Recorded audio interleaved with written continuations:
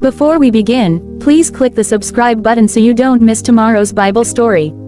Stay with me to the end, because what you're about to hear is one of the most powerful teachings Jesus gave, a lesson that exposes the heart and reveals the truth about judgment. One bright morning on a hill overlooking Galilee, Jesus sat with his disciples as a large crowd gathered around him. People came from every village to hear his words: fishermen, tax collectors, mothers with children, and even Pharisees hiding at the back, watching with curious eyes.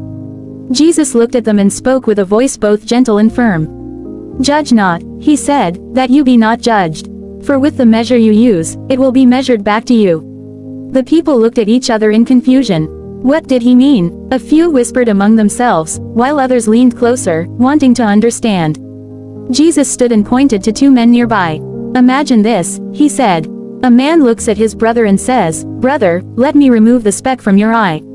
But all the while, there is a huge log sticking out of his own eye." The crowd laughed softly, but Jesus' tone turned serious. "You hypocrite," he said. "First remove the log from your own eye, then you will see clearly to remove the speck from your brother's." A deep silence filled the air. The words struck like lightning, simple, yet piercing. He continued, "Many of you are quick to point fingers, to speak against others, to see their faults. But you do not see your own. You condemn, yet you are guilty of the same things in secret." The crowd began to shift uncomfortably. Some looked down at the ground. Others thought of the harsh words they had spoken about their neighbors. Jesus walked closer to the edge of the hill and looked at the horizon. "My Father in heaven sees everything," he said. "He judges with truth and mercy. But when you judge others harshly, you call that same measure upon yourself." At that moment, a woman in the crowd began to weep. She had spent years gossiping and criticizing others, but now her heart was heavy. Jesus turned to her and said softly, "Forgive, and you will be forgiven. Show mercy, and mercy will be shown to you."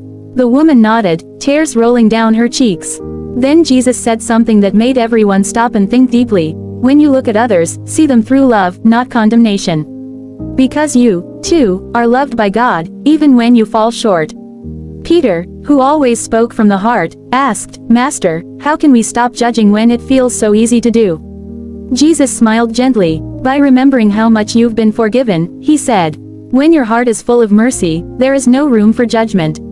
As the sun began to set, the people left the hillside in silence, each person thinking about their own heart, about the grudges they held, the harsh words they'd spoken, the pride they carried.